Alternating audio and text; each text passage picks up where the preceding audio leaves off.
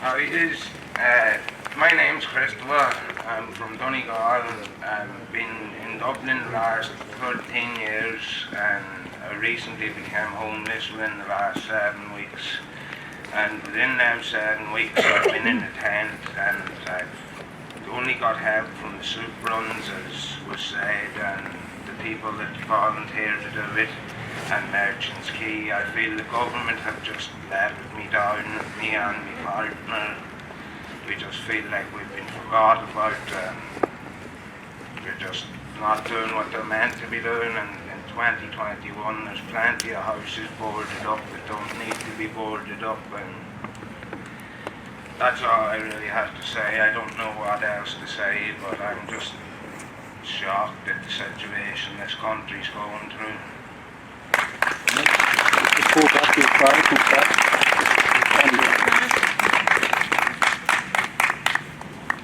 Good man, Chris. It's very sad to see homeless people still sleeping in tents in 2021, and people say that the country's in dire straits. We're one of the richest countries in Europe, but they're able to bail out the banks, not the mortgage holder, the people sleeping rough.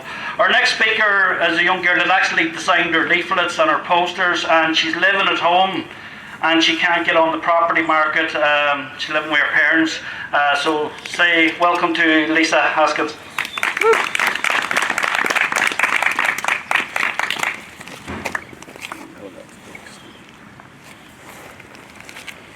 Hey everyone.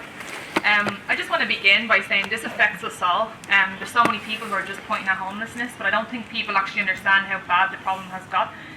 All avenues point to everybody, and I don't think anybody really truly benefits from it. And that's something that, again, I'm saddened, just like the guys are here today, to not see so many younger people here as well.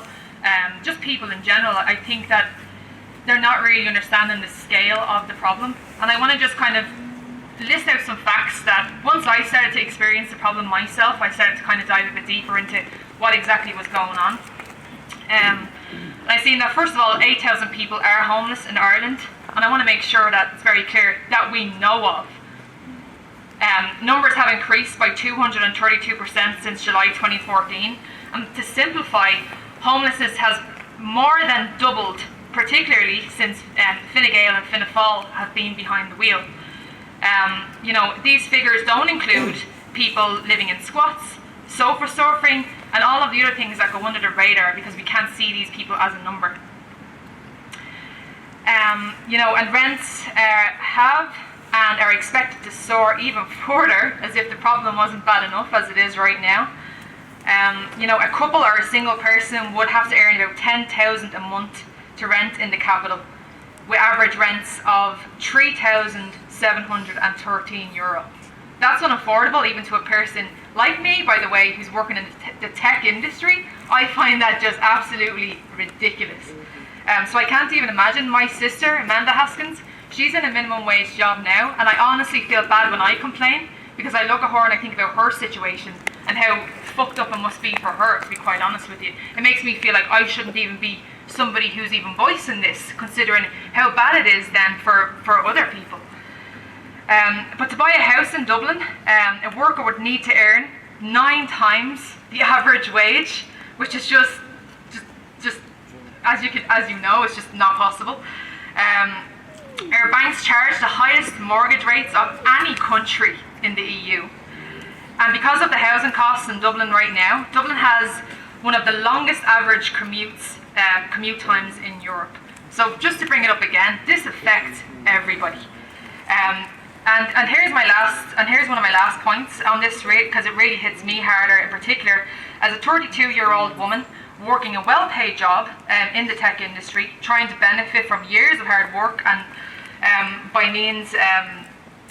from my teens and my 20s, and begin starting a life of my own with a family and kids. The average age for people to leave the parental home in Ireland is an embarrassing age of 27 to 28 years old. You know yourself, our parents would say, I was starting a family by the time I was 18, and to look at that, you're thinking, I can't even get out of the home when I get past 25.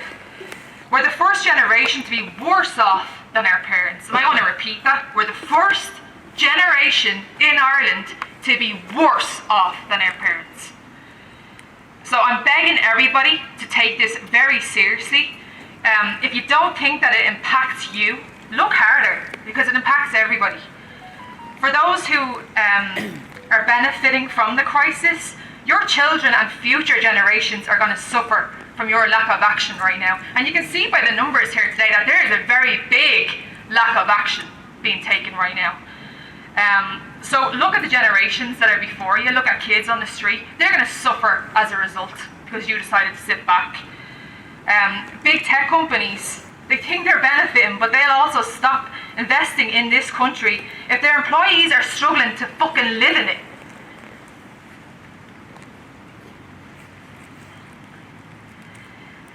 Tax incentives are no good for them if their headquarters can't actually cater to the large volumes of foreign and national hires who can't actually live here because there's a lack of goddamn accommodation.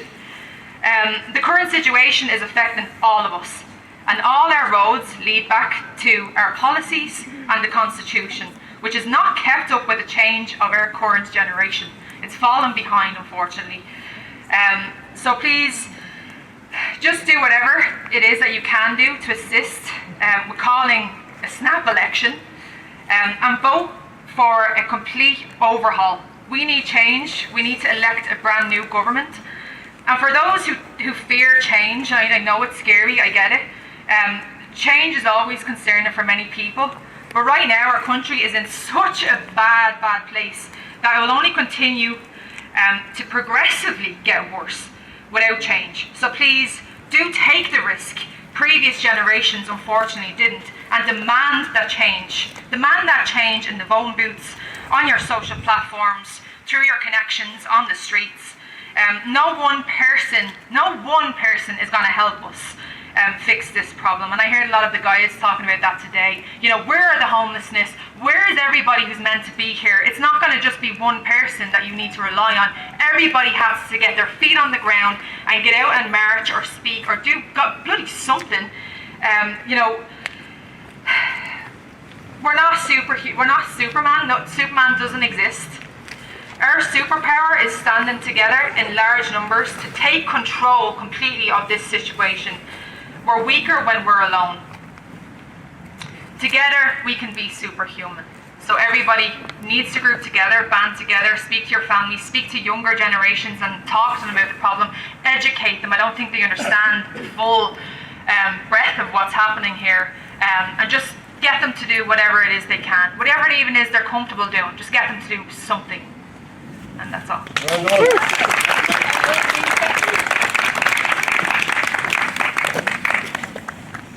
Thanks, Lisa. I want to touch on something as well.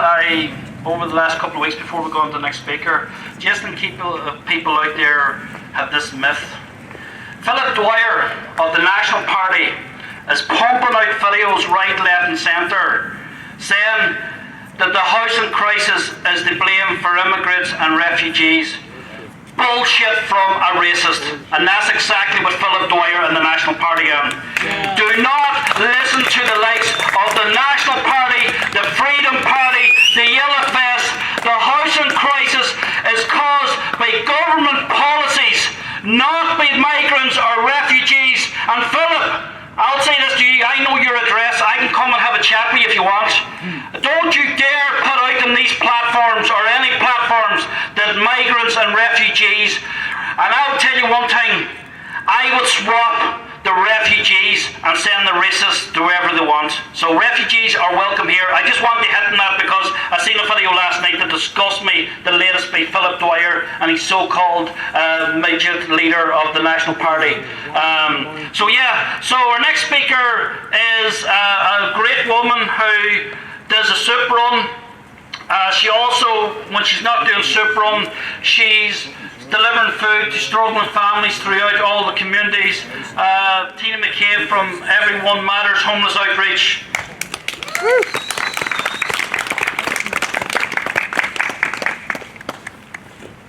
Hey everyone, sad to see such a poor turnout today, to be quite honest. The homeless situation is getting worse and we need to all stand together There's no point in us coming out fighting for houses for people when they're not willing to come out and fight for themselves. I'm part of the team that run homeless outreach on North Dale Street on a Thursday and a Saturday night.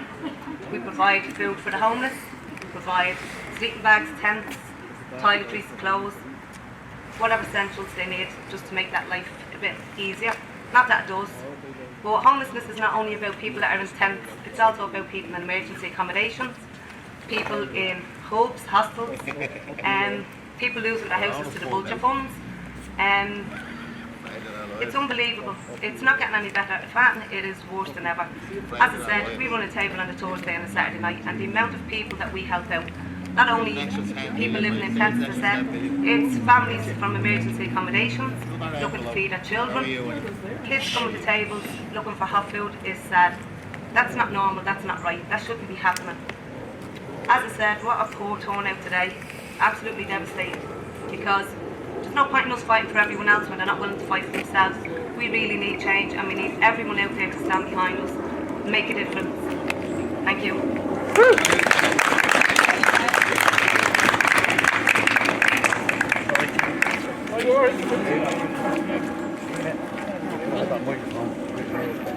Thanks, Tina, and thanks for the great work you and Tom and your fellow workers, because I went out there the last few weeks and I've seen what you do. They feed 200, they feed 300 people, and they including kids, like, you know, and the HSE. I actually tasted one of your dinners Thursday night, and I'll tell you one thing, I've never cooked a dinner as well as that. So Tina, the food and the preparation you put into it, thanks very much.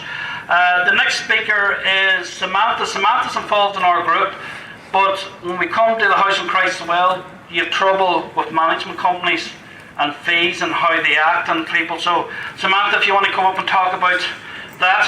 And if anybody else that I haven't got round to wants to talk, just give me a nod here and I'll let you up and speak, okay? All right, Samantha. Thank you. Hi everyone, my name's Samantha. I came to Ireland in 2004, and as you can see here from my accent, I come from Australia, and I lived in Paris, and I always lived in apartments, always. When I came to Ireland, of course it was natural for me to buy an apartment. I didn't think anything bad of it. And I read statistics recently that there's more estates and more apartments in Ireland now than there are houses. And going 10-year forecast, there will be not just more, but there will be something like a third of houses versus 2/3 of estates. Now, I think that we're looking at an issue here of 1, homelessness, 2, getting people in homes, 3, getting the rent right, people getting enough money to buy a house. But after we do all of that, the houses, the estates that they're buying into are a piece of shit. Right? First, I live in a state that's got pirate that no one wants to talk about because they want to sell their house to somebody else. I wasn't brought up like that, but that's what people are doing. So new people are coming in, spending the money on their mortgage, thinking this is the dream, and then realise they just bought a big shit. Mica is another example of what's happening in Donegal, exactly the same. People working their whole life, then they buy shit. And that's what they have to live in. And the house crumbles. Now, if you're lucky enough not to buy these problems with housing problems, is the structure correct? Well, we all know about the man who killed himself, don't we? From inner city that they had to pull. He was in a residents association like me. He fought because he knew there was something wrong with the houses. They eventually got thousands of people out in emergency accommodation because they found out there was no fire boards between each houses. 3 years later, that man was still out of the house and he ended up committing suicide. I would have thought that that would have been enough for the government to criminalise building houses that aren't structurally sound. But guess what? Nothing happened. Nothing happened. Now today, in management companies and management estates, you've got a lot of busy people. So what happens is the people that volunteer for directors' roles, some are good, but some have mental problems and they have power problems and they're megalomaniacs. And they technically can make your life hell. They can be knocking at your doors, they can be coming into your homes, they can be demanding you do this, that and the other, threatening to fine you. And it's happened on my estate with people I know.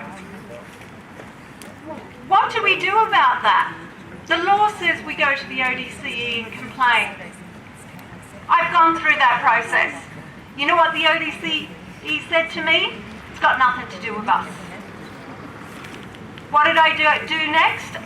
I sent their email to Leo Varadkar and I said, isn't these people supposed to be acting on our behalf? And in fairness to him, he did follow it up and they took the case on. It took 3 or 4 months and then now there's coming to a slow resolve. But what I'm saying here is there is a lot of problems here in Ireland. It's not just about getting into the house of your dreams. Once you get to that stage, what house are you going to get into? Is it going to be fit for purpose? What I want them to criminalise bad structural buildings. Anyone that builds a building that has pyrite, has mica, has structural problems, doesn't have firewalls between each apartment, is not soundproof properly, I want that criminalised. Today it's not. And that's my message to you guys. It's not just about the homeless. It's about once we get these people into houses, are they safe? They're not. I'm working with a case at the moment where the man had to leave his home because it was unsafe. Now he's living on the street for a year, still paying for a place he can't live in. Because if he stops paying, he's off the list. What do you guys think about that? This is really happening. This is serious. And the government aren't doing anything about it. The councillors don't want to touch it. And well, dealing with council staff, well, I think you all know what that's like. I don't even have to go into that. You push a council member, a staff member too hard, they just get transferred to somewhere else. Everybody knows that. The whole system needs to be changed, which means we need a brand new government with a different view and different ideas. Do you agree? Yes. What does the president say? President, Mr. President, can you come out and tell us what you think? Stop hiding behind the trees. Nope. He doesn't care either. So, I guess, what do we do? Any ideas? More protests. More protests, one. Anybody else got an idea? More houses. More houses, two. Anybody? Houses that are built to spec. Make housing a human right in the Constitution. Yeah, well, follow the Constitution of Human Rights. 3. Anybody else? How about removing the government immediately? Yes. Does that sound like a good idea? Yes. An immediate removal of the government. Yes. How about we make housing number 1 criminal, number 1 misdemeanor against society? How about we push that up to number 1 instead of not paying your taxes or not paying your rent on time? Let's put the housing spec, the housing up to number 1. Why don't we do that? Yeah. Let's see what happens then. Yeah. Thanks all. Thanks, Samantha. I have a good idea actually. The president moved out of here. There's over 100 people sleeping on the streets at night. There's 92 rooms in there. Throw them in there. So he doesn't need 92 rooms. Now, I'm disappointed in how many showed up, but the people showed up was great. But amazing, we have a group that came from Sligo. And one person who came from Sligo is actually homeless. So Winnie Ward, do you want to come up here and say a few words? This lady is homeless and she came the whole way from Sligo. Good afternoon, ladies and gentlemen. My name is Winnie Ward. I'm living in a homeless shelter in Sligo for the past 2.5 years. It's a shared hostel with a mixture of men and women. We all have to share the bathroom facilities, the kitchen and the sitting rooms. I have gone back to 3rd level education to better myself and to help others. My aim is to get a degree in social care. The hostel I'm living in is not suitable for study, but I find the biggest barriers in getting appropriate accommodation is availability, and if I do find a place, is the cost of that accommodation. All I want is my own place so I can study. I find the hostel environment I'm living in is not helping my depression and anxiety. The council is under pressure with a high demand for housing in Sligo. The government needs to invest more in social housing throughout our country. The homeless crisis needs to end now.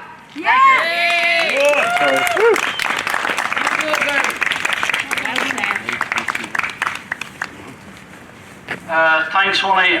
Just before we go on to the next speaker, when we're talking about homes, there's over 250,000 vacant homes across Ireland. That's only in the 26. The north as well. The north is affected by the homeless crisis as well. There's over 3,000 people now homeless in the north, and for a 6 county, well, there's 32 county Ireland to me, but they're in an occupied state, but that's a different day's work. But there's 36,000 empty properties alone in Dublin, and we have people stuck on the emergency accommodation. There was over 200 million last year paid out to hotels and emergency accommodation, and one big company involved in that is Barry's Tea. They have a hotel out in Tala called the Apperley Court that they bought. They made, for people in emergency accommodation for 39 rooms last year, they made in-house supports 2.2 million of the DRHE. That is absolutely scandalous, and I don't have freedom of information around that area. South Dublin County Council have 111 properties empty for 12 months or more owned by the council. So this is what you're up against. The councils, they brought in this new, what they called the Land Development Agency. These are more vultures. What they're doing is they're taking away power from any councillors that are fighting for, I don't believe in the word social housing. I think it's public housing for all it should be called, because you have people for the affordable scheme and anything. And like Lisa was saying earlier on about the wage. So what you have councils selling off land to private developers to get 10% back. That is absolutely scandalous. Public land. And then you have vulture funds. I'm living in a 2-bed apartment, $1,700 a month, owned by a vulture fund. They paid for my apartment. They're from Canada, Irish Reid. They all kitted out by NAMA. They paid $100,000 for my apartment in Tala Cross West. They paid for 442 apartments and the residential units down below. All together, they paid 82 million. And that works out 100,000 apartment. Then you have the residential units that the retail that they sold, and they sold the hotel out there for 12 million, so they made a big profit. Irish Reid made 132 million last year in pre-tax profit, the rentals in Ireland. Much do you think they paid in tax? 2,500. There's people working that would pay more than 2,500 on tax a year in their job, and they're working hard. We are sick of this government. We are sick of vulture funds, and the government brought in this idea, we'll limit the vulture funds on what they buy. They can't buy houses no more. But then they changed their mind and said, oh well, you can buy houses if you lease them back to local councils for 25, 30 years. So local councils are leasing property on their land of vulture funds for 25 years, and there's no home after it. So I think it's a disgrace. The next speaker is James, who is actually also homeless. And James wants to say, James, isn't it? Yeah, James wants to say a few words. And thanks again for everybody coming. We're going to be here for a long while, so anybody listening to the live, come up and have a chat with us. Okay, James?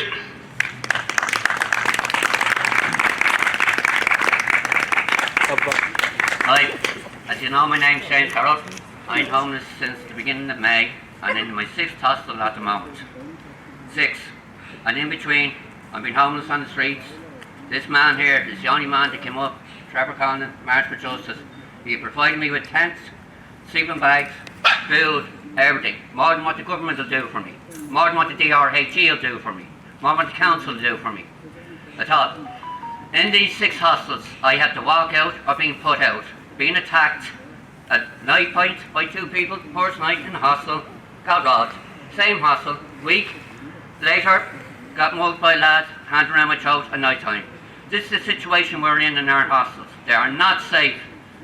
That's why we have to sleep on the streets. It's safer to sleep on the tent on the streets.